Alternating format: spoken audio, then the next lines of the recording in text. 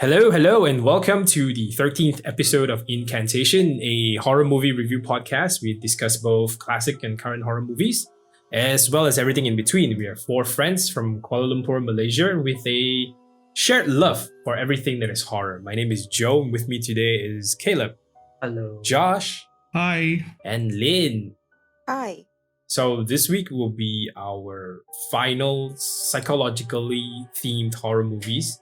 And it was Josh's turn to choose. So he has chosen A Tale of Two Sisters. So I'll let Josh do the introductions. Right. So, A Tale of Two Sisters is from 2003, right? Directed by Kim Ji-woon, who also notably, I think, directed I Saw the Devil. It stars Im Soo-jung and Moon Gyun-young as two sisters, the titular two sisters, and Yoon Jung-ah as their stepmom, Kim Kap-soo as their dad. A Tale of Two Sisters is about these two girls, and named Su-mi and Su-yeon. Su-mi has recently been released from a mental institution after a traumatic event, which is not revealed at the start of the film, and she returns to her family's secluded countryside home. And once she returns, both Su-mi and Su-yeon start realizing that there's something really wrong in their house, and it's mostly centering around their new stepmom Yoon-ju. Yeah. So, A Tale of Two Sisters is loosely based on a Korean folktale, right? Named Janghwa Hongryeon Jeon, or Rose Flower and Red Lotus, and it's the highest grossing Korean horror film and the first Korean horror film to be screened in American cinemas. And you can really see why. I think if you think about the wave of Korean horror that we have now, right, and how it might even have overtaken Japanese horror in world cinema, it owes a lot to A Tale of Two Sisters, which really was the film that kicked everything off. Right? And it's so stylish, it's so atmospheric, it's so full of dread. And it also has my favorite jump scare ever. So, I chose the film. You all know that I love it, but I'm really curious to know what the rest of you think. Lynn, how did you find A Tale of Two Sisters? And this was your first time watching it, right? Yeah. So as usual, it's always my first time. I'm always the first timer for all the movies. I think that's basically your character right now. Lynn. Yeah, the first timer. Yeah. So I really like this movie. And there's so many reasons why this movie is, like what Josh said, the highest grossing Korean film, right? I think it really set the standard, set the bar high for any other Asian horror. So this movie, I remember after watching it, it really pierced through like the core of my heart, because the values or the themes that were displayed in this movie were so strong, and it really affects my emotions. I remember watching it around like 10 p.m. and it took 2 hours long. So I was like just lying on my bed, like, just wondering what just happened. And it's disturbing in a good way. I don't know how to put it, but it really affects your emotions. It really plays into your mind, and I think I don't want to spoil too much, but it's really something that you should watch. The cinematography was good. The setting, the house that they were in, the sense of dread. Yeah, I guess we'll talk about the setting later, but it's just, I wouldn't stay in that house lah. Definitely recommended. Initial thoughts, definitely something that I would watch a second viewing in probably a year or two. And it's also a film that I think benefits from watching again, right? Because you pick up in all honesty, I actually watched it again yesterday, some of the parts, because I didn't understand a few parts. But then, because I watched the second time, I actually picked up a lot more stuff during the second viewing. So I think it's beneficial for you to, if you didn't get the first viewing right, maybe you might want to watch the second time and you will pick up a lot of stuff that you didn't pick up the first time. So, definitely recommended. This is probably my third viewing, I remember watching this really long time ago, probably 10 years plus. But the first time I watched it, I was really confused because I didn't understand cinema, I guess. Because I mean, during that time I was just watching horror. I like more direct horror, you know, people killing people, or there's a ghost. There's definitely a ghost or a demon. Like it's very clear cut what's happening. But I remember watching it and I was like, what's happening? Who's the mother again? And why? What happened? And so the first time I watched it, I had no idea what's going on.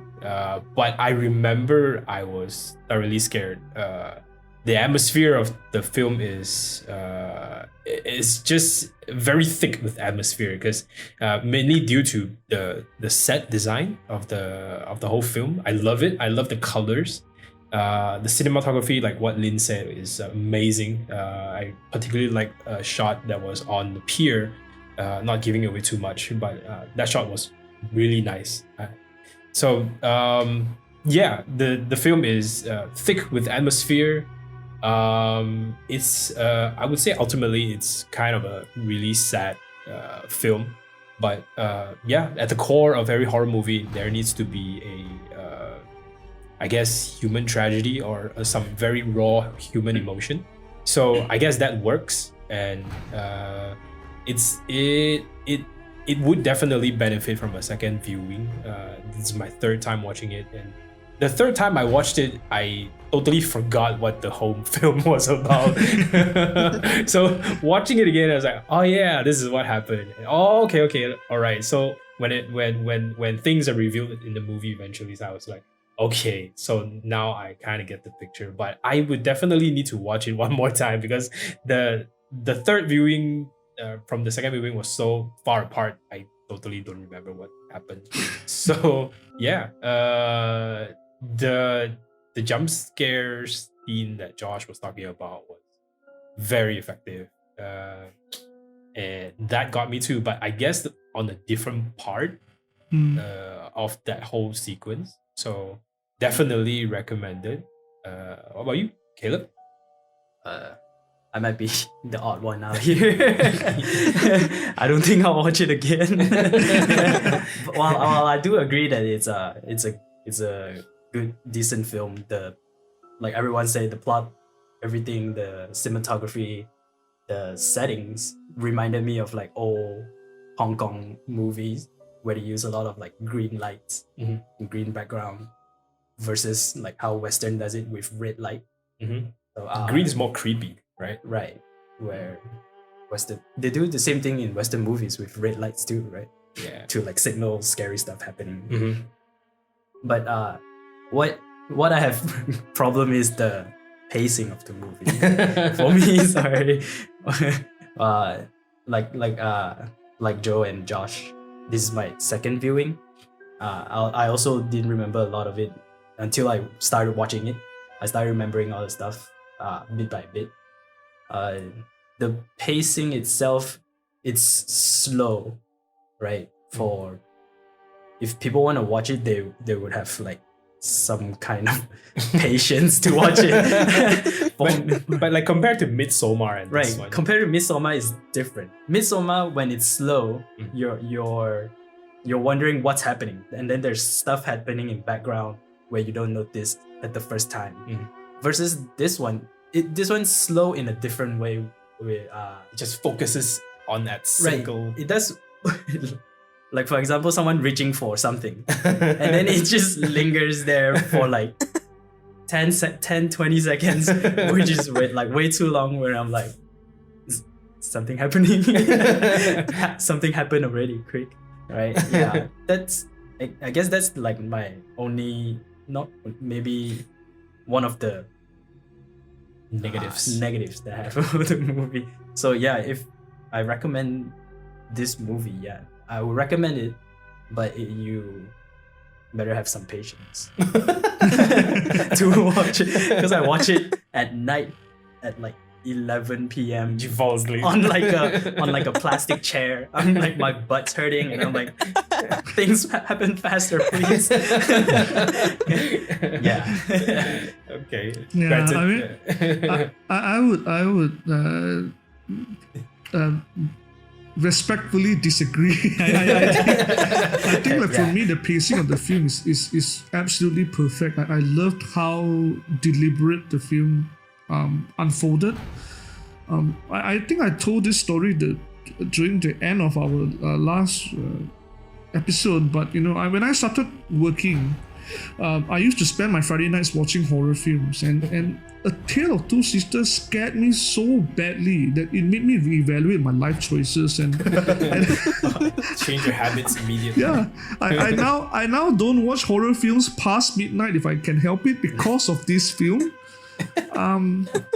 It's the thing about this film, I think that for me that really struck me, and the reason why I love it so much is that in the characters of these two sisters, right, there's this duality of fear and regret, and when you put them together, there's this they represent grief, right? There's this strong sense of grief that runs throughout the film.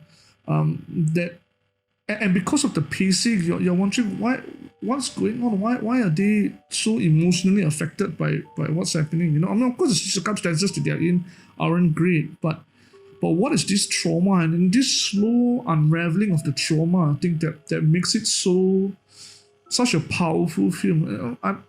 I love almost everything about it.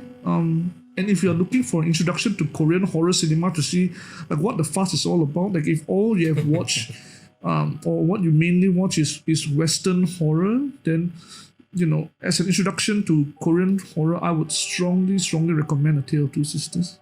Right. So there you have it. Our initial thoughts on A Tale of Two Sisters. So we'll be right back when we talk about why Josh is giving this film a 10 out of 10. Yeah, that's the plot twist that you can see coming. Let's subvert our expectations. Ew. Don't say that.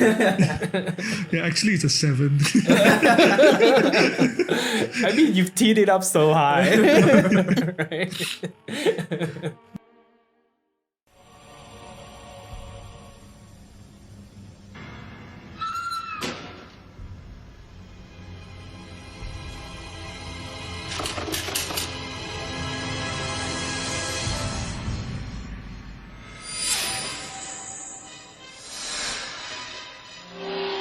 이 집에 뭐가 있는 것 같아. 애들이 집에 내려오고 나서부터 이상해.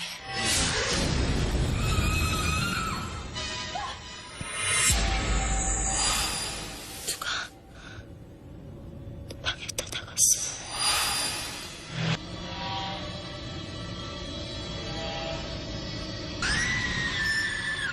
죽여버릴 거야.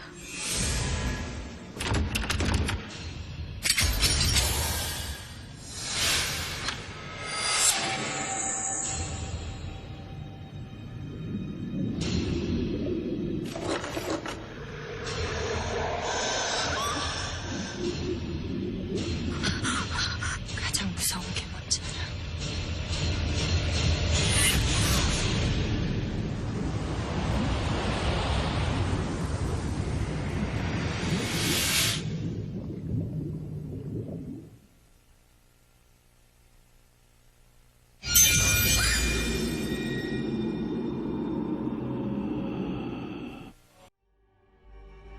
Okay, welcome back. We are in the middle of a discussion of A Tale of Two Sisters, a South Korean film. So we want to maybe begin to talk about what actually is the film about, some of the plot twists that is in the movie. So spoiler alert if you don't know already. The protagonist of this movie, Su-mi, right? Basically she's having like a mental episode throughout the whole film. where she's hallucinating her sister, which was dead, right? And then she was also sort of like trying to become the stepmother, which was also dead. She's not dead. She's the stepmom? Mm-hmm. I thought she dies in the future. She dies like in the like after. Yeah. I'm kind of confused there actually. She got killed by the ghost of some kind of ghost. Ghost of you. It wasn't even said if she was dead or what. It just They even screamed. see that she died. Yeah. Yeah. I mean that's kind of like implying that she died from the ghost. That guy. I don't know if that is that a accurate representation of the plot. Since Lin, maybe you saw it like a second time already. Because to me, it still feels like a first time watching it, and then I'm kind of confused at the end, where the time jumps was a bit too jarring for me. Yeah. So like we mentioned earlier, the plot twist happened in the 2/3 into the movie, right? Because like the earlier parts, the first half, sorry, I lost my train of thoughts. But yeah, the first half of the movie, we were just wondering what's happening between these two sisters and the stepmother. Like, why does the stepmother despise these two girls so much, and things like that. And then there were a lot of things that happened in between. Like, apparently this stepmother was having an affair with the father, and that's why these two sisters like hate her and she hates them. So yeah, the plot twist happened. I think after an hour and 15 minutes. So yeah, basically what you said just now was true. She was like having double personalities. She was imagining herself as the stepmom, and that was revealed after the fight that they had. So like they had that scene where she saw her stepmom killing Su-yeon, right, and then putting her into the closet, and then after that she came out, and then there was the fight between she and her stepmom, imaginary stepmom, only to find out later when the dad came back that it was only her at home, like there was no one else. So all the while she thought she was the mom the whole time, and she was basically having double personalities, like herself with her sister and as the mom. So reality is, I think I'm just going to summarize it lah. The reality is the sister has actually died from the flashback part of the movie at the end, where it reveals that what happened was the mom was really ill, and when the mom found out that her dad was having an affair with the nurse, which is the current stepmom, she killed herself, right? She hung herself in the closet, and she was taking pills and whatnot. Right. And that time, that was in Su-yeon's room, that green closet, that creepy closet. So Su-yeon found out that her mom was dead, and she was like trying to pull her mom out of the closet, and then the closet fell on her, and that's how she died. And yeah, so, and when all of them, the whole family, including the dad, Su-mi, and also the family of the stepmom and also the stepmom herself, heard that there was something upstairs, the stepmom actually went up and saw that the closet fell on Su-yeon, but she didn't do anything. And then she went out of the room. She actually hesitated whether she should help.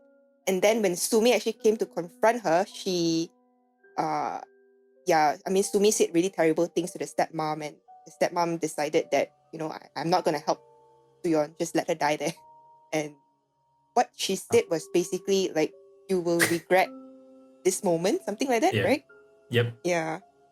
So that was basically the summary of what happened before the whole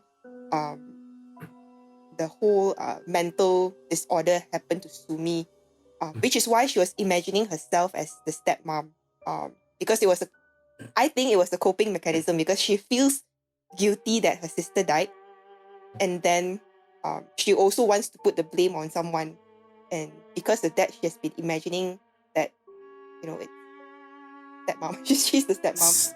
I don't know if that makes sense. Maybe someone else So can, who was can share the thought. who was the one that was in the sack that was being beaten by Su-yeon. That was That was- Su-yeon. Yeah. Yeah. Or reality. Su-mi imagines that it was Su-yeon that's in the sack. right? But in reality, it's dolls inside. But in reality, Yeah. it was just dolls. It was nobody, right? Yeah. Yeah. But Yeah. where did the blood come from? I don't know. There was no blood. Was there? I think any the blood? Yeah, blood there was was no blood. It imaginary. was all in her Yeah. imagination.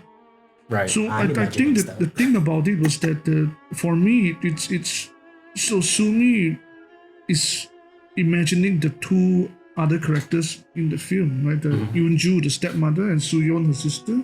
Right. And I think all of them represent these different facets of herself, where Su-yeon represents the fear that they have of both losing their mom and then having someone new replacing the mother in their lives. The stepmom represents this anger that she's feeling, and I think Su-mi has in Su-mi she embodies the both grief and regret, which is why she repeatedly tells Su-yeon throughout the film, I will take care of you, I will make sure nobody hurts you. That kind of regret and grief that she is experiencing, seeing when she speaks this to her sister is supposed to be a form of catharsis for her to try to overcome this. I wonder whether you agree with me that she has already had a mental breakdown at the very start, right? So the very end of this film is then linked to the very beginning of the film. Yeah, What? where the death of Su-yeon happens. That's why she has that mental break, and then the film starts, and then you see her in the mental institution, and then she comes back to her home, but she has not fully recovered yet. This whole thing plays out, and the true ending of the film actually is about 10 minutes before the end, where she's in the mental institution and she's smiling. Yeah. Yeah, I think that's what happened. Caleb, did you catch any of that at all? I guess.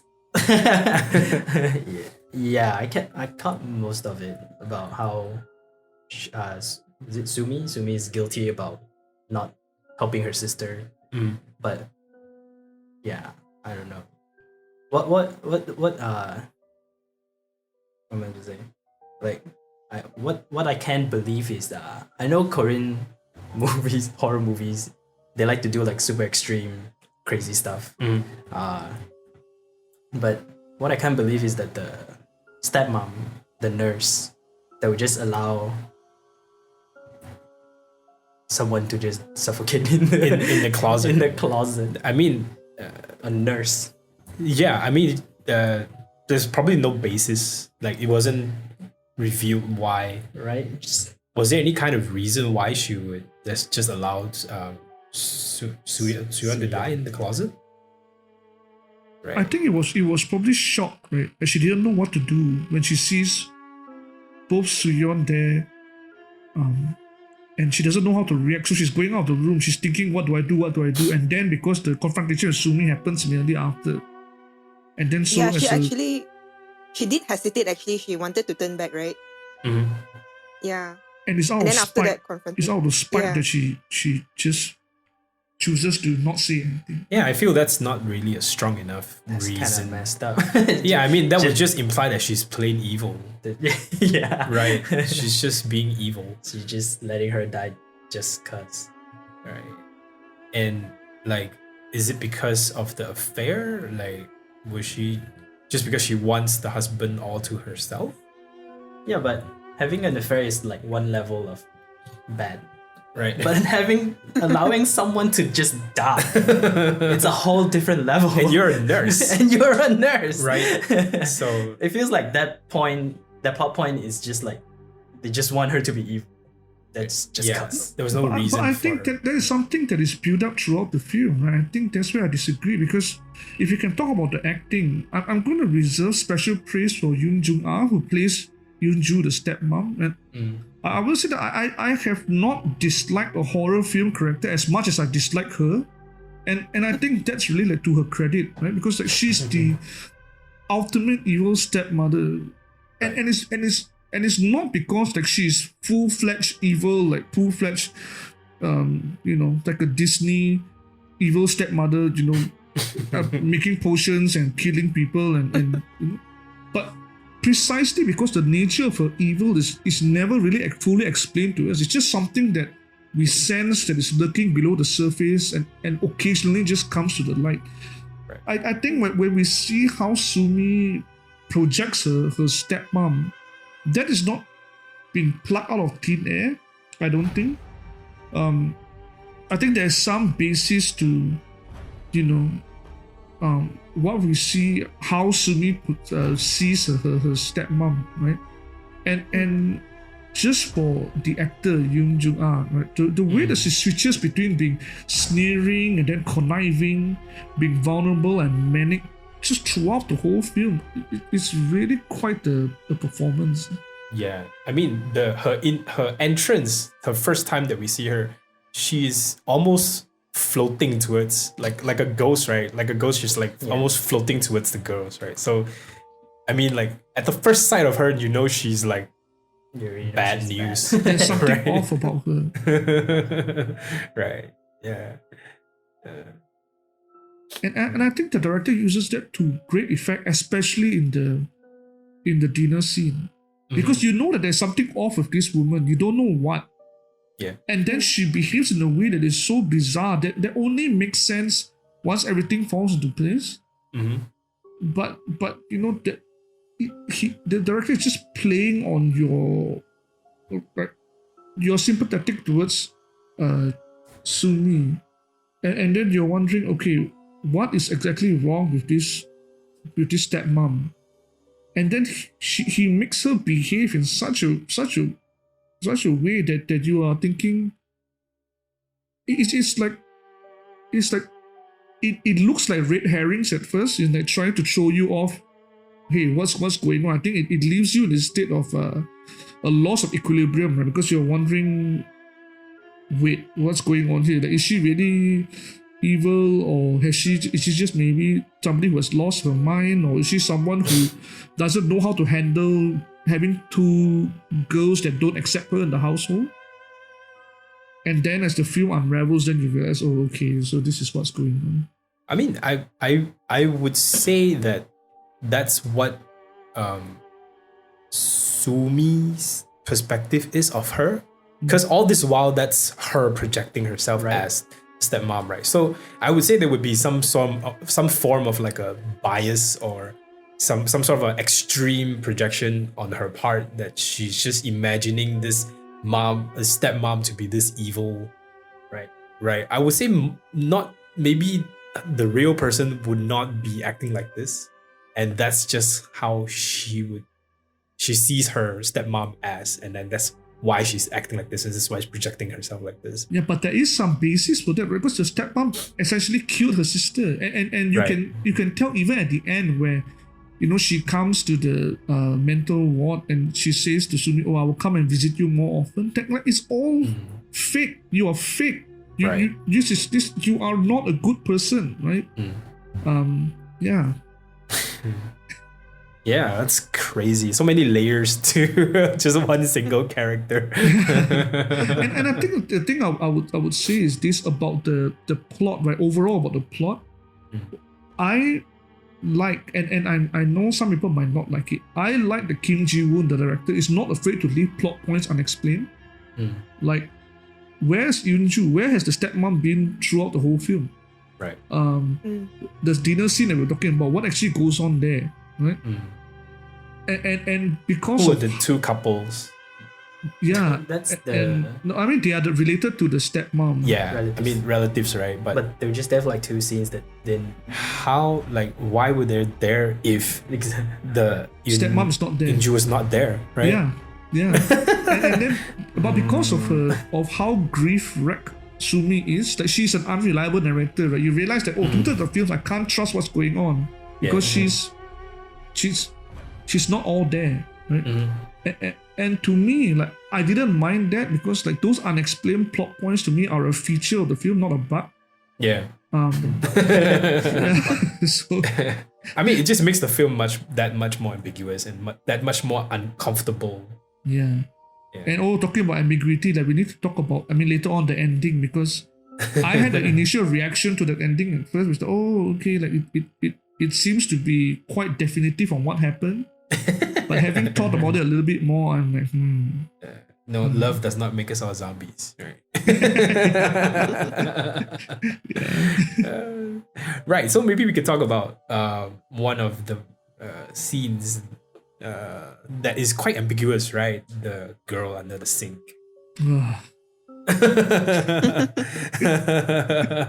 I mean, was that the most memorable scene to you, Josh? It's my favorite jump scare of all time. I'm just gonna put it out there, right?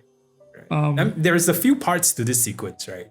Yes. There's the where Su-mi acting as the stepmom goes off on a story that no one knows about. Then the relative just goes into convulsions and just, I don't know. for no reason. Maybe she just acted that just to get out of out of the house. That's some acting, yo. Just to get out of dinner. Imagine breaking your back just to get out of dinner. Right, and then she saw something underneath the sink when she was on the floor. Unplanned. Right. Like, even just talking about this now again, it still gives me goosebumps. Just talking about this scene. I wonder for you, Lin. I mean, because like I had said before we watched it, I said, okay, there's one jump scare scene that I know that is really like out of this world. Spoiled. So did I overhype that scene? Like when you watch it, were you like, I don't know what Josh is talking about, like, or no? I think it was really effective. It was not overhyped. In fact, it was. It's not like a in your face kind of jump scare, right? It's not the ones that like you just the sounds are just suddenly loud for no reason. But as that girl, the one who went into a trance or whatsoever, that when she was explaining that she saw something, that was when that thing appeared, right? That was a really smart way of doing a jump scare. Actually, it's not the typical one that you see in every other flashback. Western. Yeah, it was in a flashback. So I think it was really effective, and I was also consciously finding which one is the one that you're talking about, because Josh, I think you mentioned it like a few times, and I was like, okay, is it this one? Is it this one? Free blood. Because there were a few others as well that happened in the earlier parts of the movie, right? So there was this weird lady that was in Su-mi's room. You know, I was thinking whether it was that one, and then there was also something that knocked on Su-yeon's door in the beginning, the first one. So I thought, okay, maybe this is it, but nope, that's not it. So I think that jump scare was really, really effective. It's a very subtle kind of jump scare, but the image, I mean, the look of that ghost or whatever you call it, it's all black, right? So it's like, you just don't know what's that, but it's there. Yeah. So you're consciously thinking whether it will come out anytime soon, you know, in the other parts of the movie, right? Yeah. That's exactly the thing, right? And I think it goes back to the pacing of the film, because of how, you know, the director uses a lot of these really long, steady shots. Doesn't use a lot of cuts, right? And so, you know, the whole film has been progressing at this very steady beat. And then suddenly you're hit by 3 different horror beats, and all of them are different, right? It's the seizure attack, the girl under the sink, and then the girl grabbing Yoonju's arm. And I think what makes it so effective is like what Lin is saying exactly, because you don't expect it and you're hit with these 3 beats in quick succession. Then the rest of the film, you're just wondering, okay, when's the next jump scare going to come? And there's no more jump scares for the rest of the film. Yeah, that was like the high point already. That's it. Yeah. That's but it's brilliant because even after the part where she got grabbed, I mean, she turns around and there she was standing. So is that that's the sister, right? No, is that the real stepmom? No. Or is it just Su-mi grabbing herself? No, that's the sister's ghost. Yeah. No, the ghost under the sink grabbed the mom. The hairpin Right, that's was her. The hairpin is a clue, actually. Mhm. Yeah, there was a hairpin right on the floor. That was the clue. Yep. Yeah. Right. That it was Su-yeon. So it wasn't the mom that was grabbing for the happy, it was Su-mi that was grabbing the happy. Because the mom is not there. The mom is Yes. never. Yeah, the mom is It's not Su-mi, there the whole yeah. time. So that's just makes the whole dinner scene just super awkward, where it's just Su-mi laughing her head off. Yeah. And then- she is describing to the stepmom's brother about something that happened in their past, In their childhood. Right. that she would have no knowledge of, right? And I love it because it just makes it so awkward. It's so that's just- awkward. that's I just- love it. That's just crazy. It's just like, did that happen? Did that really happen? Or it didn't happen and then they're just listening to some fantasy? And the best thing is you just look at the dad's face, or the dad is just like, He's just like, "Oh, okay, here we go again. This is happening again. Okay." Yeah, so that's why you fake a seizure. this is why you fake a seizure to get out of a dinner. Break your ribs just to get out of dinner. Gosh. Yeah, so maybe apart from that really creepy, effective girl under the sink scene, was there anything else that caught your attention, Caleb? Not really. Killer is hitting right for a 5 or out of 10 or a 6. I can tell. It's I can about sense it, yeah. I mean, the first introduction of Su-yeon's ghost, that was like at the foot of the bed, was not creepy at all. I mean, I found that to be extremely creepy. That's Su-yeon. The one that one stepped up the bed, Yeah, one legged up. The power move. that was the sister, right? I mean, I have no throughout, idea. throughout That the was whole a mom. Was it It's her not the mom? mom. It looks like an adult. right. Okay, so that's the mom. Why would the mom haunt her? The mom is It was just a exerting random dominance. lady ghost. There's a random lady go.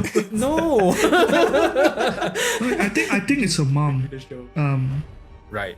And so like that's one more ghost that she's haunted by. But it's always in the background. Right? But why is the mom on her? Yeah, it's a red herring thing. And again, it goes to the point of Su-mi being this unreliable narrator. You can't trust what she's seeing or Right. what she's experiencing. But I found that scene to be quite creepy and effective as well. Because man, if I look at the foot of my bed and I see some head bobbing around, that's It it. just steps out on the bed. Yeah, I remember that scene kept me up all night when I was like. But that's the thing. Right? That's like a classic J horror kind of scene, Yeah. isn't it? Like you've seen it in like Pulse and all. I mean, not all. Let's not generalize, but quite a few times in J horror, you would see this. Oh, there's a Yeah. figure, and the figure is coming closer and closer and closer, Yeah. and then. Okay, the power move you don't see in J horror. She just one steps up to the bed. I'm like that bed's like at least few feet high, and she just one leg up on it. Damn. I mean, another scene that reminded me like Ju. I think it was Ju. I don't know. When Su-yeon was like crawling into Su-mi's bed. She was under the blanket. It kind of reminded me of like, I guess, scary movie. when the ghost under Why the does it blanket. remind you of scary movie? It should remind you of the Grudge. It's the Grudge. That's where it's from. Grudge. Yeah. Scary movie parodied so many things. Man, scary movie ruined so many movies for you, man. It ruined The Exorcist, it ruined The Grudge, it ruined this movie.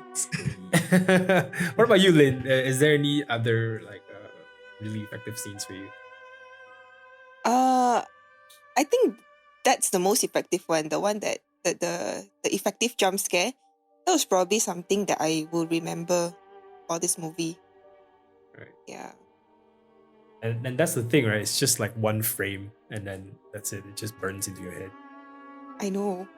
But we were talking about, I mean, okay, so if we move away from jump scares, right, but we talk about like the overall dread and creepiness of the film. Like I think one of the main things is the house, right? And how when we were watching it, you were saying like if you live in a house that looks like that, like you can pretty much chance of expect. haunting. Yeah, like you're pretty much asking for it now, honestly. like I would be more shocked if the house is not haunted. You know what I'm saying? But it's a gorgeous house, isn't it? Like it is. Yeah. Is it though? Me and Kayla was just saying like this house reminds us of this really creepy ass hotel that we stayed in Malacca, and then I'm not gonna say the name of the hotel, but yeah, A lot of green lights and stuff. there's lots of green lights. There's lots of green glass Right. and Floral wallpaper. floral wallpaper. Yes, there was no windows, so at night there was just green light emanating from the window, and that's our whole room. And Man. man, that when I saw this movie, I was like, I thought of that, and I've never been so terrified in my life. I couldn't even sleep in that hotel. So yeah, the aesthetics of this movie is pretty amazing, I would say. Green nightlight is a choice, man. It's a real choice. it's like you're finishing your hotel and you don't have no budget left, and you go to the hardware store and it's like, okay, what's the cheapest light you got? And the guy is like, well, nobody buys these green lights, and I'll take all of them. You can have it. I'll take all. Just green light. Warning: side effects might include hauntings. At this point, I don't know if you guys agree, but I thought the house was like a kind of like a reflection of her Su-mi's mental state, because the house feels really clustered. For me, it is like there's like everything everywhere. In every corner there's something. Right. And then the wall is like flowers everywhere. It feels very You're in her brain. clustered. Like a lot of stuff. Like you know how OCD when your house is not clean. Right. Like laundry everywhere. That's how it feels. And the layout of the house is quite confusing as well, right? You never really get a sense of where everything is. Like, does this stairs leads to where? And then it's kind of disorienting that way. And I think it's deliberate, right? Mm-hmm. Yeah, because I think it's exactly what Caleb is saying. That it represents her mindset or her state of mind at that time, where everything is confusing and everything is and how everything looks so cluttered. But when you look at the house on the outside, like it's a big house. Right. Mm-hmm. Yeah. I think for aesthetic wise, the one thing that just keeps coming to my mind is like the blood on the wooden floors and just how difficult it's going to be to clean out. CGI. It's all in your head. Well, good thing it didn't happen. I don't know, but the thing is, like, I think about the set designers, the people who have to like, okay, cut, let's reset the scene again, and the guy is like, oh god, I have to clean up all this blood, and then we're gonna shoot. We're gonna shoot just the burnt scene. it and built a new set. Right. Just put in new wood. just pry out the blood-stained ones and put in new ones. Right. I that's another thing as well. I never really got a grasp of what time era is this film in. Like, everything feels like it's like old Victorian, like pre-British colonial time, but like it's I mean, there's like mental institution that looks pretty modern. Yeah. The stepmom dressed in like suits, working as nurse. Oh, So it's man. Pretty modern, right? right. So it feels like they're in like the 70s or like the 60s, but it doesn't really add up. No, but it has this timeless quality. I would say the film. It's maybe deliberately timeless. But one thing just struck me. It's like that house, right? A lot of the interior design is probably done by the mom, her actual mom, right? Right. And so, like the mom's presence is just like all around them throughout the film, without her actually being physically present. And What? that just that thought, it just gives me chills, man. Because like she's haunted, but she's not only haunted by her sister's death. She's haunted by her sister's death and her mom's death And her mom. at the same time. Right. And when you think about it, man, Like, yeah, that just she doesn't see her mom's ghost, except maybe for the power move. We don't even know if that's the mom for sure. It's just a random ghost. Yeah, but her mom is present all the time through all the things that you see The mom is the house. in the house. And one thing that also I just realized, like, the one thing that the stepmom brings to the house, which is the bird, right? It's like an intruder. It's the one thing that is hers that is not the mom's. Right. And Su-mi kills the bird, right? It's just Su-mi and Su-yeon kills that bird because it's like an intruder, right? You are bringing something foreign into my mom's space. Right. Man, wow. Right. Okay. So let's get into our final thoughts, and we'll give this rating. Talk about ending.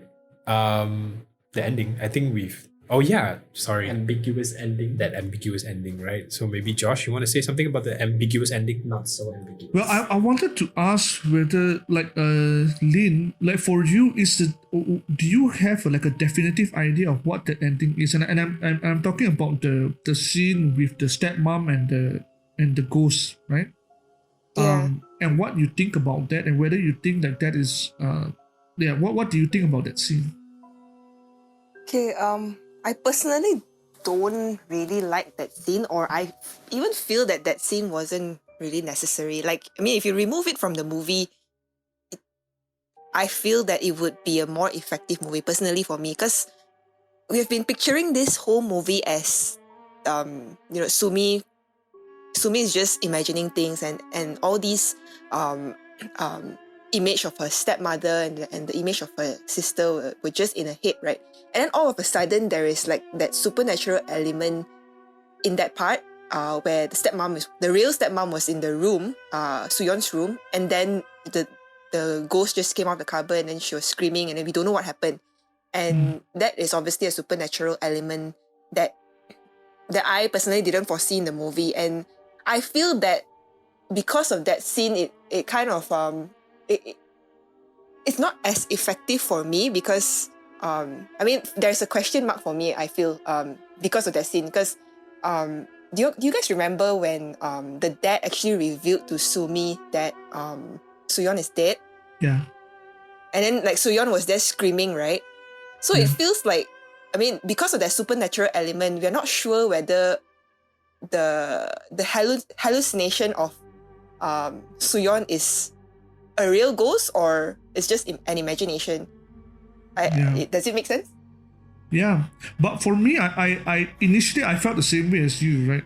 I remember that after we saw the film and then we had a bit of a discussion, and I was saying that I don't like that part because suddenly there's this supernatural thing where you have the ghost of Su-yeon come out, and then I realized that, you know what, like that at least this is my interpretation of the film, is that that's actually a red flag, right? Because all this time in the film, up until that point, we then realize, oh, you know, the twist is there's no ghost. It's all in Su-mi's mind, right? Right. Why would there suddenly be a scene where Su-yeon's ghost comes and terrifies or kills the stepmom?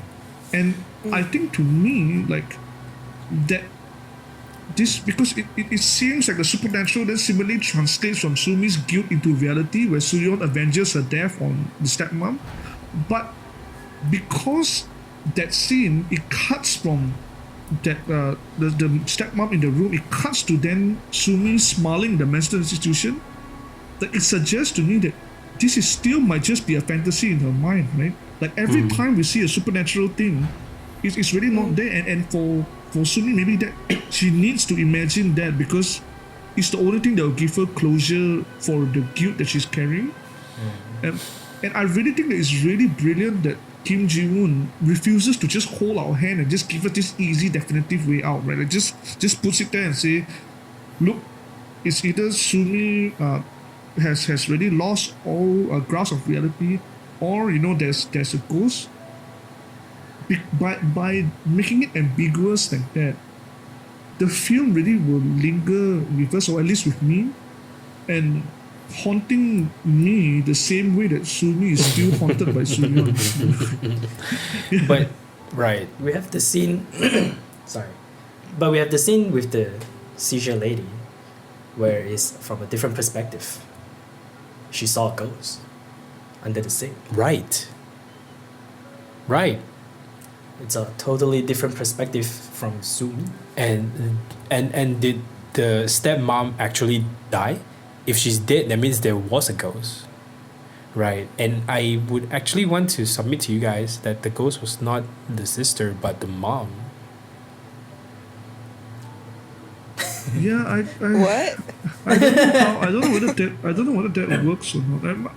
But the thing about the one about the woman in the car, I would think that again, that anything that we see in the film, actually really throughout, you can't really trust it because of how mostly we are seeing it from Su-mi's point of view, and we know that Su-mi is not reliable as a narrator.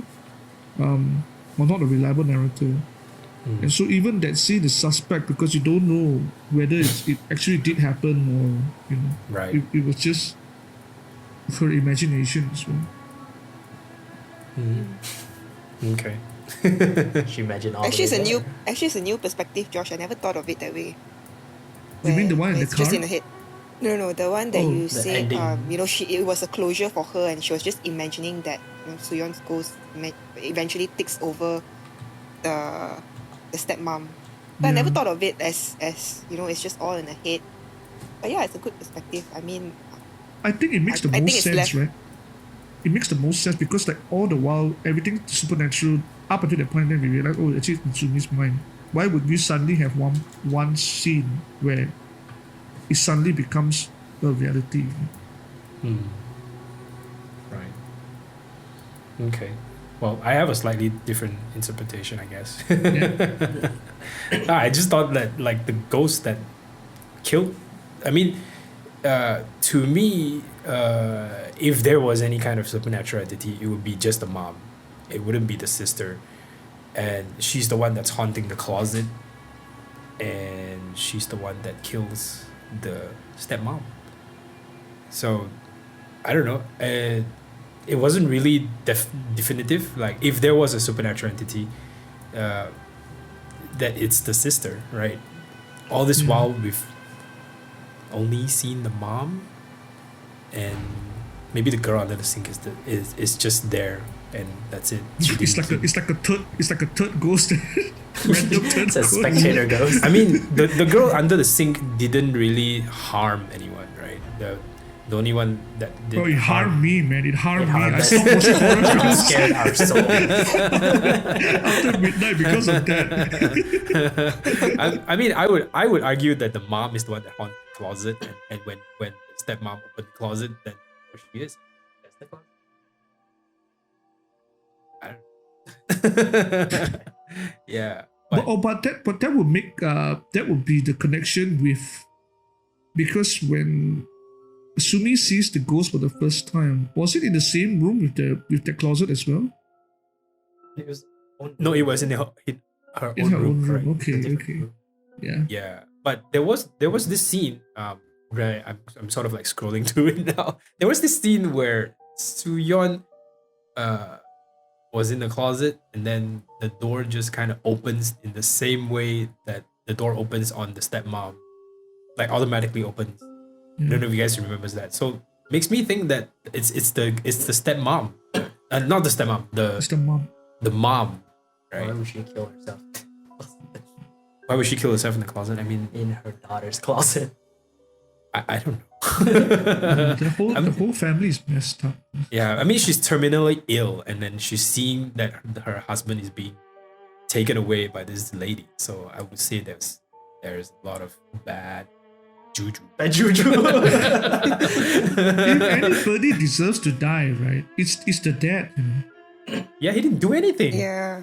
What's he gonna do? He's the one that is the most culpable. He's the one that brought the stepmom into the home. Have an affair while your wife is dying. Exactly. Yeah.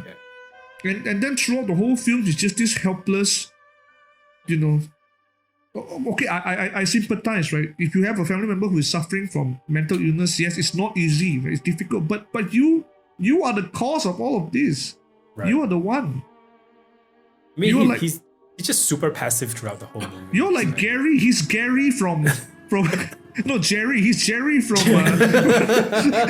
From Rick and Morty. I mean, he tries to help by asking her to take medications, I guess. Right. What was his profession? Like, was he like some kind of a doctor as well? He's a smart guy. I don't know. Right, there was a picture of him as the doctor or something, right? Did I remember correctly? Yeah, he's a Yeah, doctor. he Yeah. works together with the stepmom. Right. Yeah, Yeah. some kind.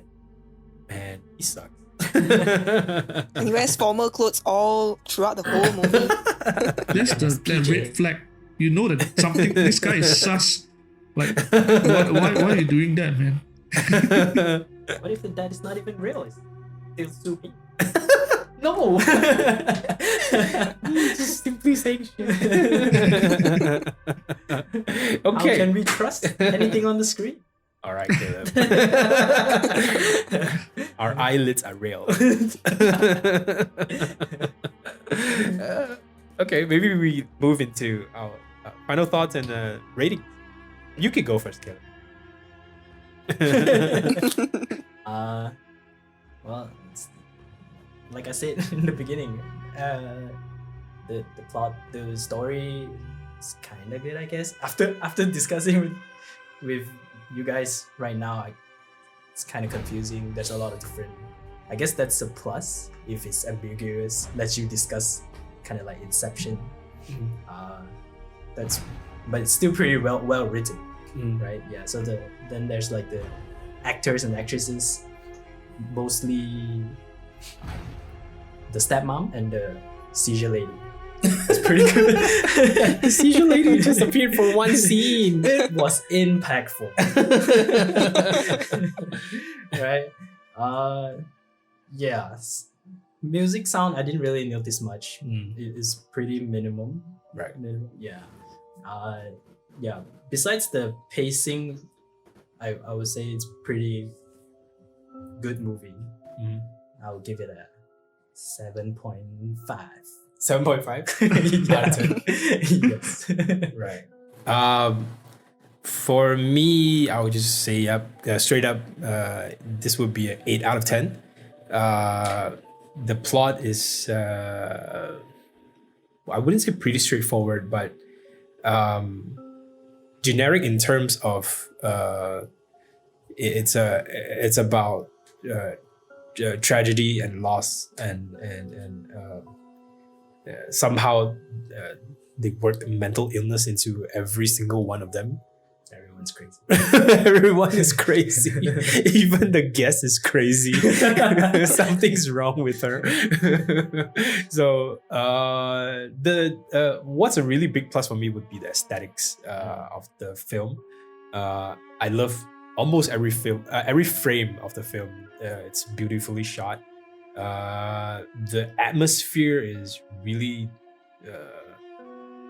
it's slow burning, I would say. Caleb would say it's impatient pacing, but I would say it's slow burning, and I like slow burning movies.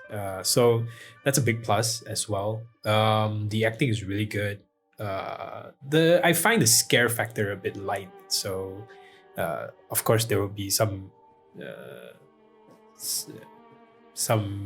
point of the movie where it's more creepy, I guess. There was only 2 scenes, I guess, where they really see a ghost, but 3 scenes, including the one where the stepmom dies or doesn't die. So yeah, overall it's really well made. The plot, I guess, is a bit confusing at times. You have to watch it quite a few times to catch it. So yeah, 8 out of 10 for me. Lynn? Overall, I really like this movie. And the main reason why I liked it is because of the emotions that this movie tells, right? Like, I'm actually imagining if I'm Su-mi and, because of like a very basic action of anger on this woman that destroyed her family, right? She could actually, that was like a make it or break it, whether her sister lives or not, because that was when the stepmom said, like, you will regret this moment, and that's because she's not planning to save Su-yeon, and she knows that. And I'm actually standing in her shoes and just imagining, like, what would I feel if, because of that action, a sibling and my mom, are gone from this world. And I can imagine how she feels and how guilty or the grief that she feels, and how she's trying to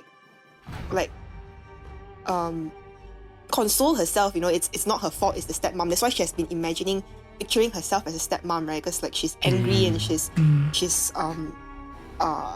putting the blame on the stepmom. So she pictures her stepmom as someone who's really, really wicked and someone who wants to kill the sister just because of what happened, right? So I think that really stick to me. Like I said earlier, right? I was thinking after watching the movie, at 12 a.m. I was thinking about life and okay, what would I do if I'm in that situation? And it was really effective for me. I felt that this movie really brought out that emotion, the humanly emotion, and the fact that she actually turned back, and then seeing the stepmom at the balcony, I think the last scene. Yeah.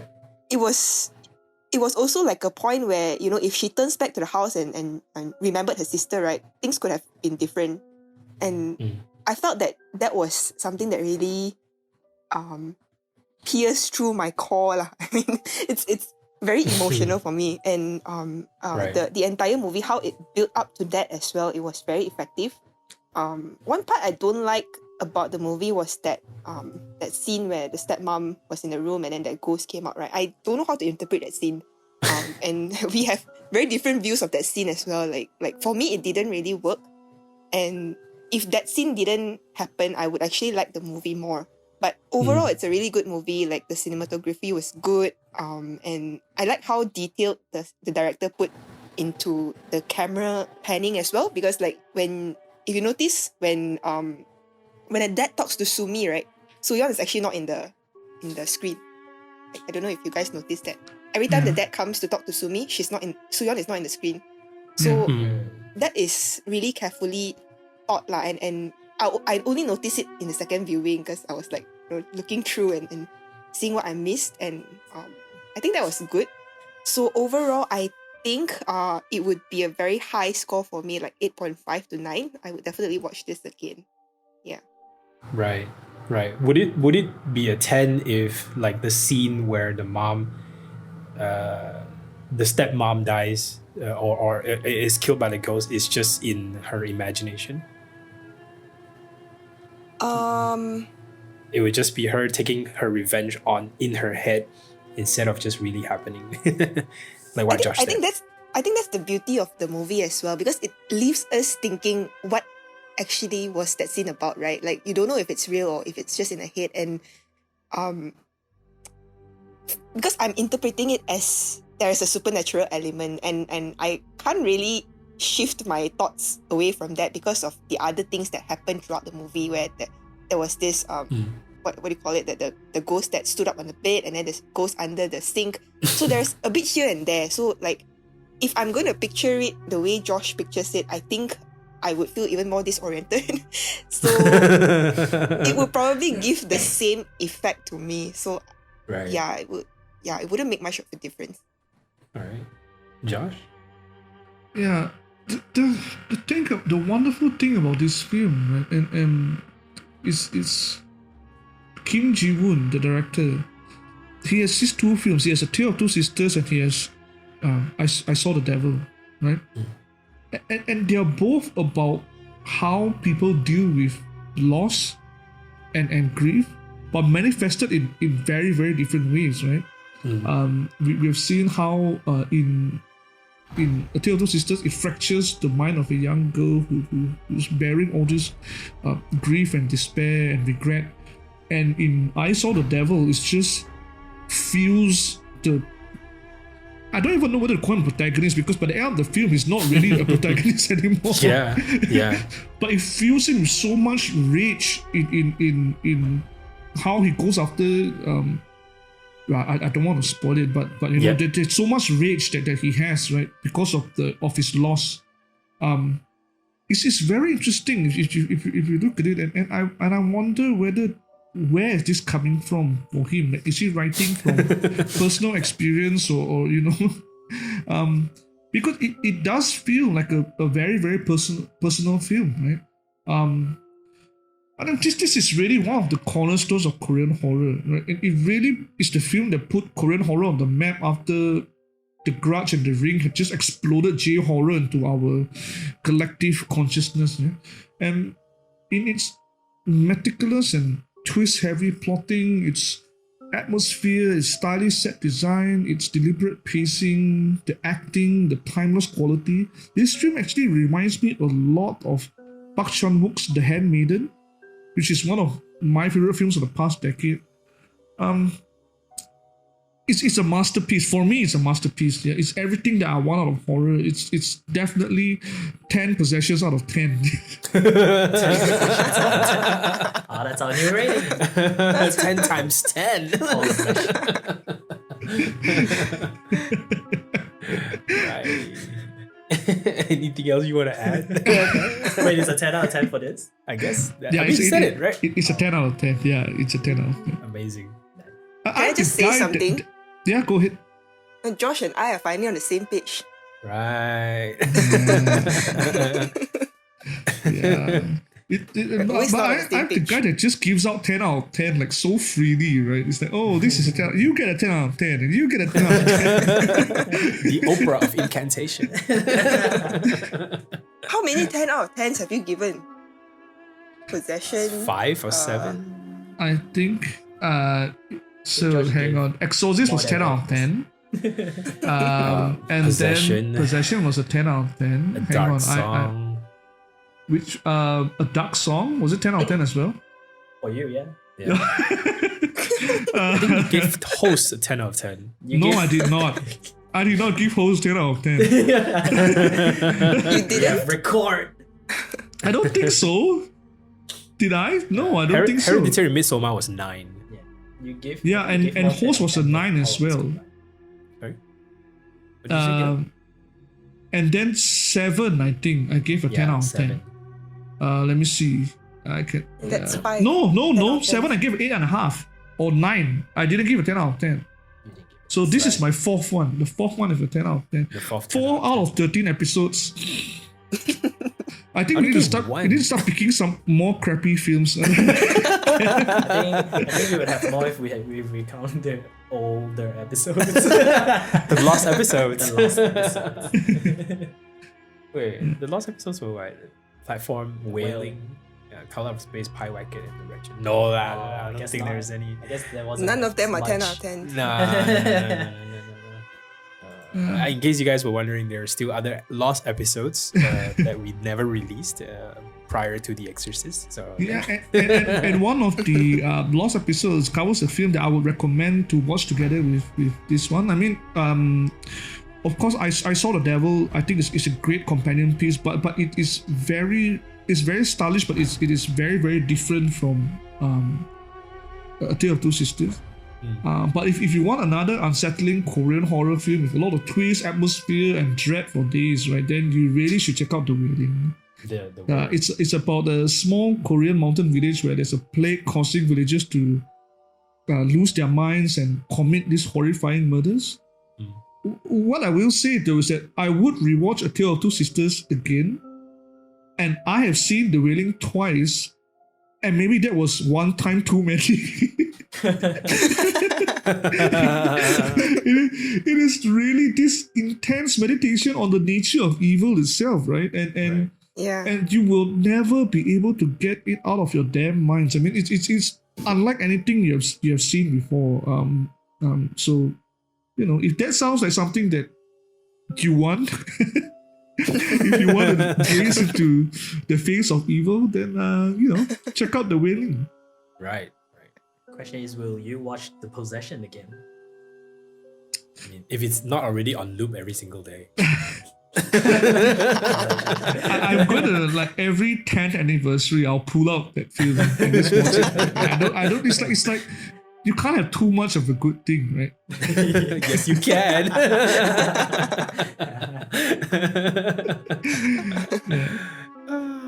Okay. So I think it's time for us to tell our audience that that's really what we're going to be doing for next season, right? We're going to be watching Possession until all of us agree that it's a 10 out of 10. Yes. Until Lynn likes it. Until Lynn likes it so much, it's 11 out of 10. We'll be recording that for another like 50 years maybe. Till eternity. But what about the socks? What about the socks? I still can't stop thinking about the socks. Bro, I'm like, what socks? That final stupid line that the director just throws in there for no good reason. And then you have your synth. And here we add synth. All right. So this is the end of our first season, I suppose. So we've went through 2 different themes already. Or was it 3? 2. 3. Was it 3? 3, right? Yeah. Yeah. We went through possession. We went through occult, and then the last one will be psychological, right? So we will be back after a short break. We will get into season 2, and if you guys want to find out what theme would that be, I guess you guys just have to tune in, right? Yeah. So and it's Caleb was going to be kicking us off, right, with the new team for the new season. Yep. Yeah, you are. You want to give us like a sneak preview on what you're going to choose? I'm jokingly thinking of clowns. Clowns? No. I don't know. I guess you have to tune in to find out. Might be clowns, but we'll see how, right? After like a whole process of voting and vetoing. Yeah. So do catch us in season 2. We'll be right back after a short break. And if you're wherever you're hearing this from, whether it is Spotify or YouTube or Facebook, do give us a like, comment on it, give us some activity on our page. Do subscribe to wherever you're getting your podcast from. So we will see you guys in a few weeks' time. Goodbye. Bye. Bye.